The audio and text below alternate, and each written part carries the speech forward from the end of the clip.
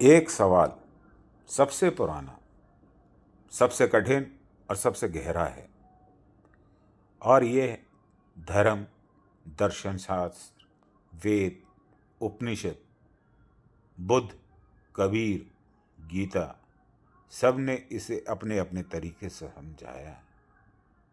मैं इसे आधुनिक, दार्शनिक और शास्त्रिक तीनों दृष्टि से बहुत गहराई से समझने की कोशिश करता हूँ। सवाल क्या है? कर्म का फल तुरंत क्यों नहीं मिलता? तो आइए इसे समझते हैं मेरे दृष्टिकोण से। शायद आपको पसंद आए, क्योंकि कर्म का हिसाब सीधा या एक लाइन में नहीं होता। यह तो जगहों के पर काम करता है। जैसे पहला, कार्य के स्तर पर जो अपना किया। दूसरा, इरादों के स्तर पर क्यों किया। तीसरा, समय के स्तर पर कब उसका परिणाम वास्तविकता में होगा। उदाहरण, एक बीज जो आज बोया जाता है, एक पौधा 6 महीने में बनता है, और एक पीपल का पेड़ 10 साल में। कर्म भी वैसा ही है।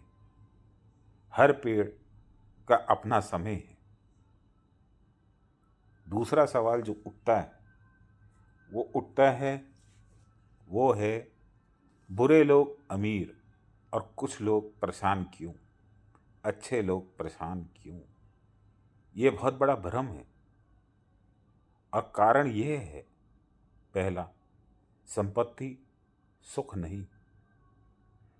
हम अक्सर देखते हैं कि बुरे लोग शानदार घरों में रहते हैं, लग्जरी कारों में चलते हैं, लेकिन हम उनकी रातें, घबराहट, रिश्ते, मन की स्थिति नहीं देखते। बहुत अमीर खराब लोग अंदर से टूटे, डर की में जीते, तनाव, दुश्मनी और असुरक्षा से भरे होते। यही उनके कर्म का फल चल रहा होता, बस हम उसे देख नहीं पाते।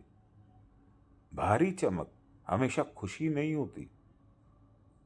दूसरा, जल्दी फल मिलने एक परीक्षा है। गीता कहती है, देर से फल टिकता है, जल्दी का फल परीक्षा है।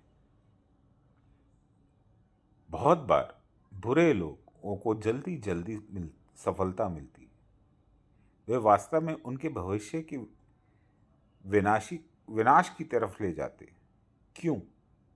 क्योंकि अचानक मिली धन जन्म देता अहंकार को, और अहंकार देता है गलत फैसले करने का, और गलत फैसले पतन की ओर ले जाते हैं। और फिर ये गिरावट इतनी जोर से होती है कि दिल भी टूट जाता है और जीवन भी। इतिहास, राजनीतिक, व्यवसाय, सब जगह इसके उदाहरण भरे पड़े। तीसरा, कर्म का फल सीधी रेखा में नहीं आता। अच्छे व्यक्ति दुखी क्यों हैं फिर? क्योंकि पहला, वे परीक्षा में नहीं है। बुरे लोगों का चमकता जीवन कई बार उनकी मुक्ति की अवधि होती है। अच्छे लोग का संघर्ष उनकी ग्रेजुएशन होती है। उस स्तर की आत्मा गहरी परीक्षाओं से गुजरती है। दूसरा, जो आज कष्ट ले रहा है, वही जीवन की ताकत बनता है। कभी देखा है, संघर्ष करने वाले लोग, अकेले लड़ने वाले लोग, ईमानदारी से चलने वाले लोग आगे जाकर सबसे स्थिर मजबूत और सम्मानित व्यक्ति बनते। चौथा, भगवान का न्याय धीमा है लेकिन अचूक है। यही ब्रह्मांड का नियम है। अधर्म टिक सकता है, जीत नहीं सकता। धर्म देर से जीतता है लेकिन स्थायी जीतता है। ये आप इसे ऐसे समझो, ब्रह्मांड शांत है लेकिन अंधा नहीं। कर्म देर से आते हैं लेकिन खालियात नहीं आते। बहुत गहरी बात है। क्यों अच्छे लोग संघर्ष में रहते हैं? क्योंकि अच्छे लोग और सही बनने दो अलग बातें। अच्छाई जन्म से हो सकती है, सही होना संघर्ष से होता है। ब्रह्मांड आपको मजबूत, बुद्धिमान, स्थिर और अडिग बना देता है। संघर्ष का उपयोग करता है। बुरे लोगों को शक्ति मिलती है, अच्छे लोगों को चरित्र मिलता है। अंत में चरित्र शक्तियों को हरा देता है। गीता का सीधा उत्तर कृष्ण ने अर्जुन से कहते हैं, कर्म का फल तुरंत मिलने की इच्छा ही दुख का मुख्य कारण है। जो फल को तुरंत नहीं मिलता वे सबसे बड़ा फल बन के लौटता है। अच्छे आदमी संघर्ष करते हैं क्योंकि उसका जीवन बड़े कामों के लिए तराशा जाता है। बुरे आदमी मजे करते हैं क्योंकि उनका अंत शांत नहीं, हिंसक या दुखद होता है।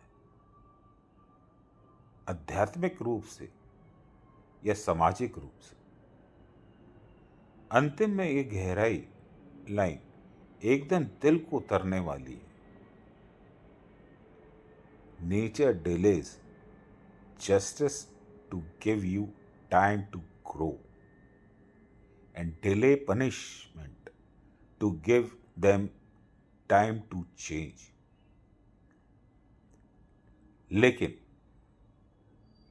ना बदलने वाले लोग अपने विनाश की तारीख खुद तय करते हैं।